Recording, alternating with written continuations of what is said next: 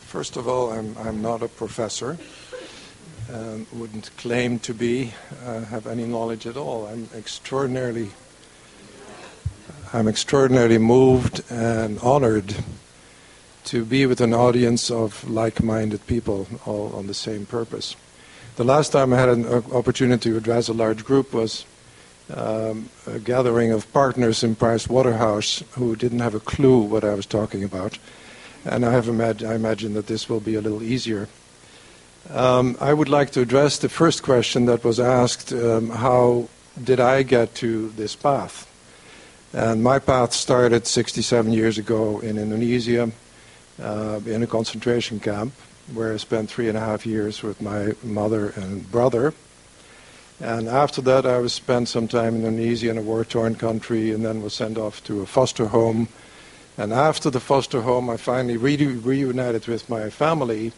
And by that time, I was 10 years old and had developed an enormous amount of anger, cynicism, mistrust, deep hatred of myself, which, of course, I projected on everyone and everything around me. Nonetheless, I immediately, at age 12, started reading whatever I could read to find out who I was. So I was reading Schopenhauer and Nietzsche and Sartre and Camus, and anybody that could tell me, who the hell am I? And there was no answer. I couldn't find the answer in any of the books. The books told me a lot of wonderful information, and all of it made sense, but none of it could get to me, who am I? And then there was a time when I was 17, I woke up in the middle of the night with an unspeakable feeling of peace and love. And I jumped out of bed and I said, I know the answer. I've got the answer. And the answer is, there is no question. And then I said, okay, I want to see what that looks like, because I now feel it, I know it's true. What does it look like? So I jumped back into bed and went back into that state. And what it was absolutely crystal clear blackness. So I knew at that age the truth. I know who I am. Unfortunately, in my culture at that point, there was nobody I could share this experience with. Nobody would even understand what I went through, and I sure as hell did not understand what I went through. So how did I respond to this particular experience? I responded by deciding that I would never think again, because this was clearly leading to insanity at a very rapid pace, and that I would solve my problems henceforth with drugs and alcohol. And so I had then a lengthy career of about 45 years of drinking, doing any drug I could get my hands on, always with a dual purpose. And the dual purpose, one, was to kill the self that I hated. But underneath that was another purpose which I was vaguely aware of, but not consciously aware of, and that was to go back to the truth of who I am. I was just looking in the wrong place. It is not in booze and it's not in drugs. But I thought maybe it was going to be there because it wasn't anywhere else. I didn't know of Stan Grof. And then there came a time about 14, 15 years ago where I decided that either I was going to commit suicide because my life was unbearable, or there had to be another way. And the line that there had to be another way just stuck in my mind. And somebody gave me A Course in Miracles, and I opened the Course in Miracles, and the first line I read was this: sin is lack of love, as darkness is lack of light. And I said, holy shit, I've always known that. That is true. Well, the next line started talking about Jesus and the Holy Spirit and the Father, and I said, nah, this is not for me. It took me another 2.5 years to go back to the Course. And then the Course started talking to me about truth. And I didn't see those words anymore. I didn't see the word God that I objected so much to. I didn't see the word Jesus. I didn't see the word Christ. I didn't see the word Mother or Father. I didn't see any of that language. All I saw and all I read was a very, very straight line to the truth. Sin is lack of love. This brings me back to what Serge was talking about earlier. And by God, that is true. Sin is lack of love. It's nothing else. And all we have to do is recognize that a George Bush or a Saddam Hussein or a Hitler are just crying for love. And all I have to do is give love to the George Bush and the Saddam Hussein and the Hitler within me. That's all I have to do. I don't have to do anything else. I don't have to participate in protests or marches or anything else. I have to extend love to the relationships that I'm in. That's my job. And it's the only job I have, thank God. Because nothing else I know anything about. There's a great, great prayer from St. Catherine of Siena, and there's so many Italians in here, I feel embarrassed to bring it up, of around 1340, I believe. And she starts the prayer by saying, I talk to him about it sometimes. All the horror that I've seen, all the pain, all the suffering. And I ask him, isn't there something you can do about this? And God answers. And God says, yeah, you have no idea how it pains me to see all this happening, but you have no idea how much more it would pain me to interfere. And then he ends the prayer. God answers. She reports that he ends the prayer by saying,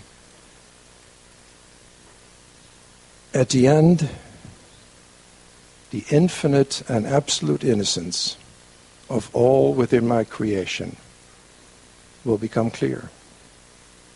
It would take a little while to understand that. And that was 700 years ago, or 800 years ago almost, and God, it takes a little while to understand. But I think if we can make a commitment, if I can continue making my commitment to refuse to acknowledge evil as something outside of me, and to take it back, and take it back, and take it back, and say, is that who I am? Is that truly who George Bush is? And I know that George Bush has been a challenge for several people here, and I used to watch TV in the old days when I still had TV, and I couldn't even watch him till I healed that part within me that was George Bush. That lying, hypocritical, insecure, nabbish person who just hated himself and who came to this huge, powerful position, still hating himself. And he had no choice but to do what he did. All he was doing is projecting his self-hatred. And that's all I was doing. And I still do it. And my job is to create an environment around myself where people call me on it. Where people say, that's not who you are. What you're believing right now is not true. What you're believing right now is not true.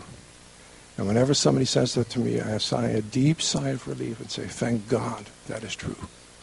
What I'm believing right now is not true. The truth of me is not open to belief. What's open to belief is all the crap I made up. And I made up a lot of crap. And I'm shoveling every day. And the work we do at the center, I want to share with Stan Groff what an incredible role your work has played. It was about 15 or 14 years ago when whenever the subject of the concentration camps came up, I couldn't talk about it. And I couldn't figure out why. I was 3.5 when I came out, big deal. Everything is fine. I've forgiven the Japanese. I've forgiven everybody else. I'm a very noble person. I love everybody. But I could never talk about it. And then somebody suggests, why don't you do a holotropic breathing? I said, okay, I've done it before, and I'll do anything with the drugs, breathing, whatever. I'll try this one too. So I started the breathing, and I was assisted by 2 people. And for the first 10 minutes or so, I said, this is a total waste of time. Why don't you just give me some acid, which I'm used to taking, and we'll get much further, much quicker. But the people said, just keep breathing, just keep breathing. So I kept breathing. And then somebody, one of the 2 assistants, said something, whispered it in my ear, and he said, you're just a dirty little boy. And I just exploded in this huge agony of self-hatred and rage. And what I realized at that moment was that all the suffering and all the pain and all the torture and death and disease that I'd seen for 3.5 years as a tiny thing to this tall was my fault. I'd caused it all. Not only that, I had caused all the camps in the world. Not only that, but I was responsible for the entire Second World War. And that was where my guilt lay. That's what I've been walking around with. And if some psychologist or psychiatrist told me, I know what your problem is, you think you're responsible for the camps, I would say, you're nuts. That's insane. But this process brought that out. And if it wasn't for that process, I'd still be walking around with it. Because there's no way that cognitively you can get there. You can't talk about this. I had to experience it. I had to experience the immense pain that came from that level of guilt. And it's gone. And now when my voice breaks when I talk about it, it's because I love it. I love this work. I love the war. I love the camps we were in. I love the Japanese. I love Hitler. I love every part of me. The part that's true, I don't have to worry about, because that always continues. It just waits for me to smile once in a while and say, yeah, I know what's true. And the other parts I have to bring up. And I have to bring it up with compassion. I have to bring it up with understanding and love and with certainty that it is not who I am. And it's not who George Bush is. And it's not who any of the other people that we call evil. It's not who they are. They're innocent children of God. And so are we. And so am I. And thank God that is the truth. Thank you.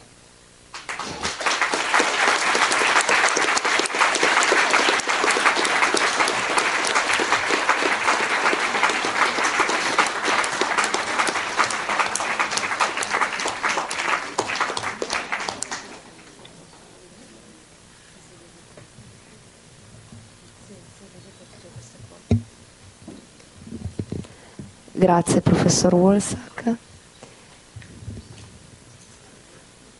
Personalmente sono molto colpita dalla sua presentazione e dalle sue parole e sono anche un po' emozionata, per cui passo subito la parola alla platea se c'è qualcuno che vuole porle delle domande prima di concludere questa intensa sessione.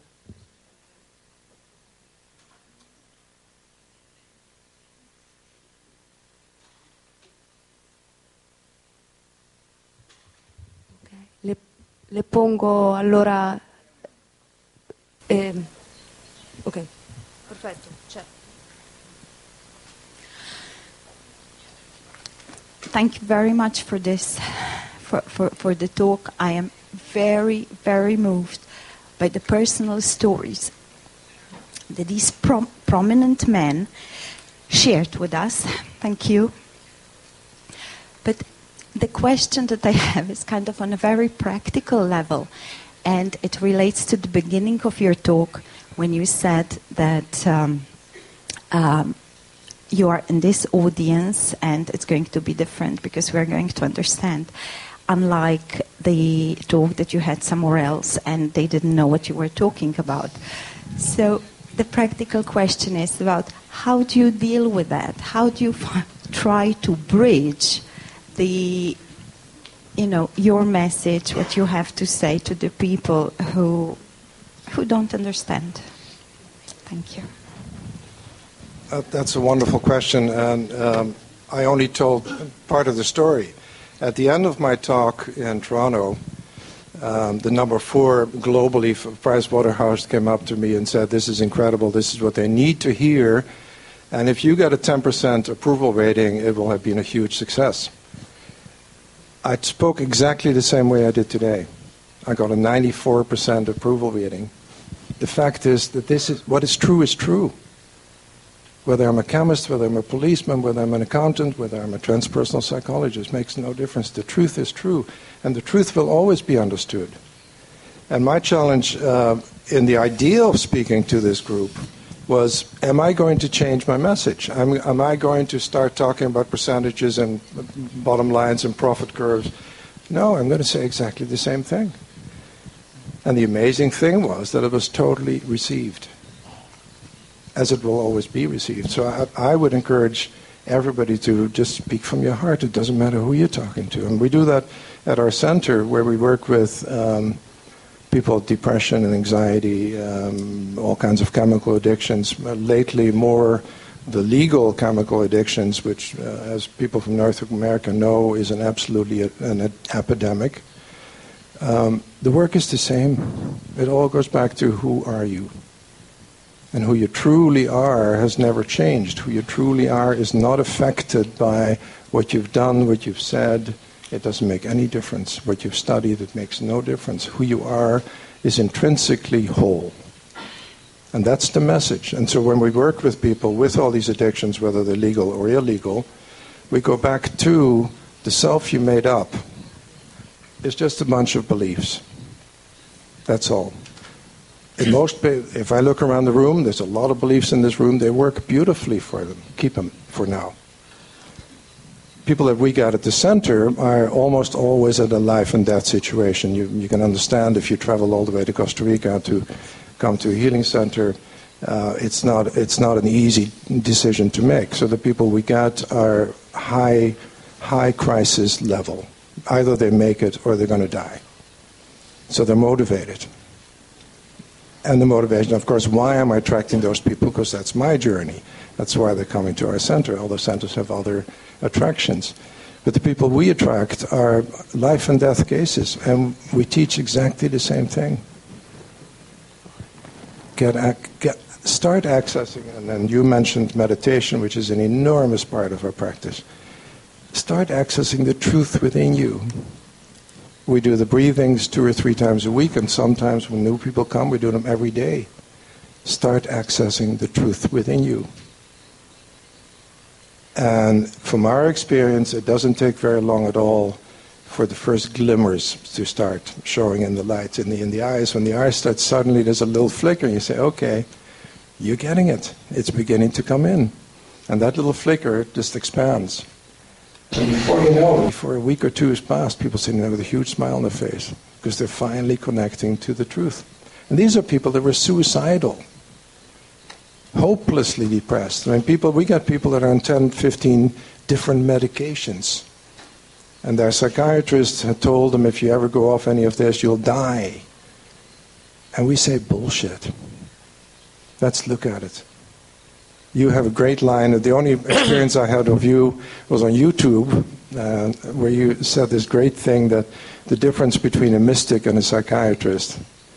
A mystic does not talk to his psychiatrist. A mystic and a psychotic, schizophrenia, yeah. So the difference between a mystic and a schizophrenic is a mystic does not talk to his psychiatrist. So talk about the stuff. Talk about the evil within. Bring it up. There's so much evil within me. And if I can bring it up, and if I can share it with all of you here, you'll all start to smile. Stephen Levine had a great little thing. He said, if we all put on a hat, and the minute we put on that hat, we can all see each other's thoughts, what would be the outcome? Love. Because we all have the same torture chamber. We all have the pornographic movie going on. We all have the lust and the greed and the hatred and the love. And if we can just bring it out, put it on the table, say, this is what I'm thinking right now. And everybody here would say, oh, isn't that cute? He's being his 4-year-old again. He's back into his hatred. And it's gone. But you have to bring it up. And if you don't look at it, as Serge was saying, if you don't bring it up, it's going to run the show. It will run the show forever. So I have to look at my stuff, and the practical application of this work is so breathtakingly wonderful. And I think it was Judith this morning that said it is easy. And I always say it's unbelievably easy. How hard is it to change my mind? There's nobody else in there. How hard can it be? What do I want to be true? Do I want love to be the truth, or do I want fear to be the truth? Well, fear can never be the truth, so it's an easy choice. Does that answer your question a little bit?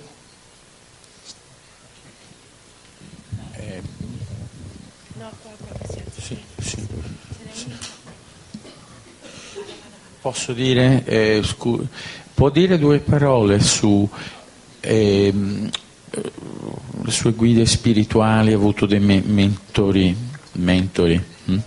Can you say some words about your spiritual guides and mentors you have had in your walking around?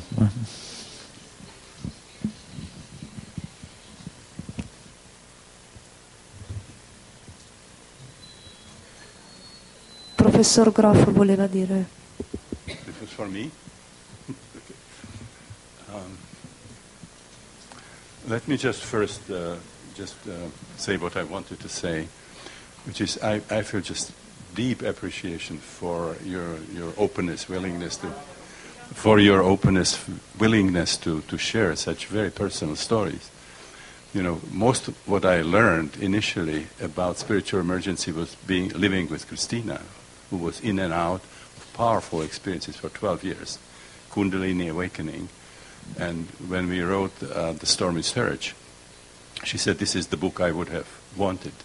And we get a lot of positive feedback from people, but most of it is about Christina, the willingness to sort of put it out, not to, protect herself. Mm-hmm. And she didn't have an academic image to protect. And so, as it was said before, to be willing to really say something about your most intimate experiences, I think it's extremely important, because the psychiatric profession is such that we are trying to hide from each other. If we have any problems, we try to convince everybody that we have it all together, which we don't. And David before mentioned diabetes, where John Perry, who was a Jungian psychiatrist, was working with people in these spiritual emergencies without tranquilizers.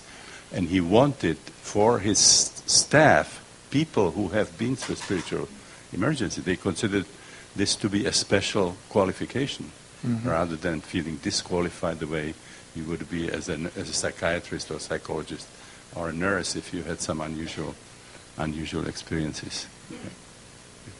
Thank you. Okay. So the question was about my spiritual guides. I will actually tell my story, when my time comes. I would like to do the same.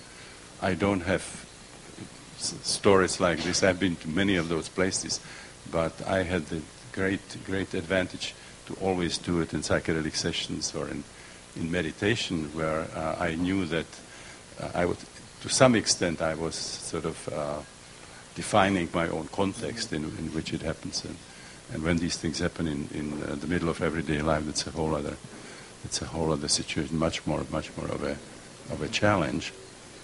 So I had an atheistic background. I was brought up in a family where there was no religious indoctrination because of a major scandal that happened at the beginning of my parents' life when they fell in love and wanted to get married.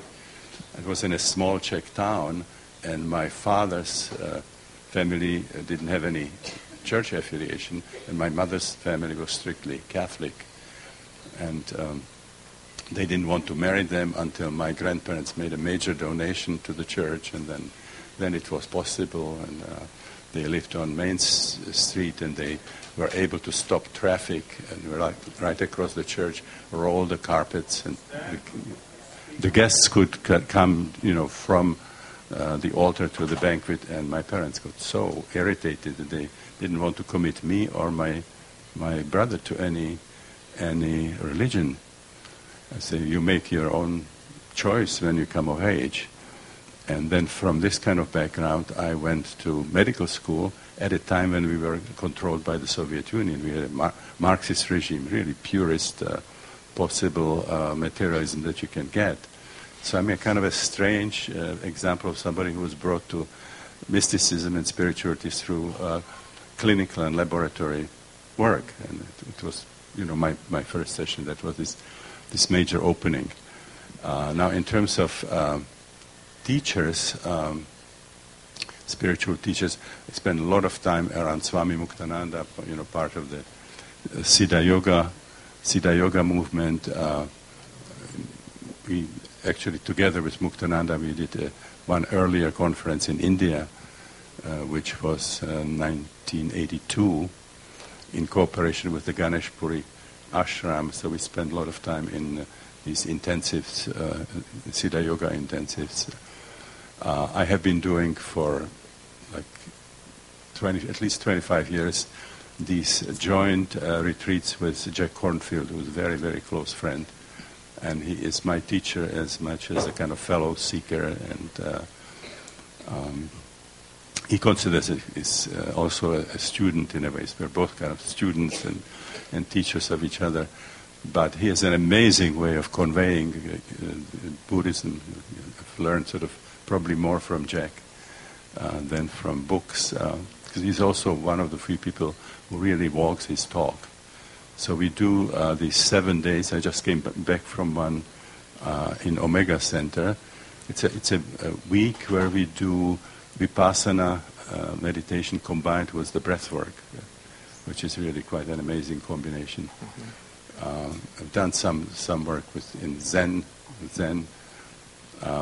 Brother David was a great teacher of mine, Brother Steindl Rast, who is Christian from the Benedictine order, but very different Christianity than the one you hear about. Christina wrote in the book Thirst for Wholeness, which was about alcoholism, addiction, and spirituality, about her experiences in the Episcopalian Church, where they had them sing, "Oh Lord, we are miserable sinners who don't deserve crumbs from your table. Oh Lord, we are sick to our core. There is no health in us." And you can't get a more powerful anti-spiritual program, because the only place where you can find the divine ultimately is inside. And if somebody tells you that you're a piece of shit, okay, and so the last place where you would look, it's out there, and you have to go through hierarchies. So this is a very different kind of Christianity than in this group. Father Beat Griffith had an ashram in India. We did some experiences with him, and he didn't see any difference between true Christianity and Hinduism. We were singing Om Namah Kristaya in his mass. So I learned a lot. They have the Hermitage of Immaculate Conception is about 10 miles from Esalen. So he came repeatedly to our month-longs, and there were people who were brought up in these fundamentalist Christian families, and then they became exposed to materialistic science and just rejected everything, and carrying very deep conflict. And Brother David came, and within 2 hours he made them true Christians. Jesus really discovered his own divinity, and he was trying to tell people, this is true. You are sons and daughters of God, and the divine kingdom doesn't come by expectation. The divine kingdom is here, but you don't see it. Something has to happen, some kind of a transformation. When you talked about you being Buddha and Jesus, I think the problem when you are in that space, you think you're the only one. Once you sort of bring it down, you say, well, I'm Buddha, I am Jesus, but so is everybody else. So what else? Nothing changed except my understanding. So I go and wash dishes and just know that it's Buddha incarnate. The relationships between things don't change, so you can operate perfectly in the world, but you have a different kind of a meta framework. There are some other interesting teachers, which were not spiritual teachers, but were sort of helping me to bring this whole thing together with science. And the first one was Fritjof Capra, in the book, The Tao of Physics, showing. Because we were trying to bring transpersonal psychology together with the kind of scientific worldview that I was brought up with, and it just doesn't happen. But then having a response from Fritjof and people like Paul Serac, Nick Herbert, Fred Wolf, people who are physicists. Actually, there was more enthusiastic response to transpersonal psychology from physicists than from psychologists.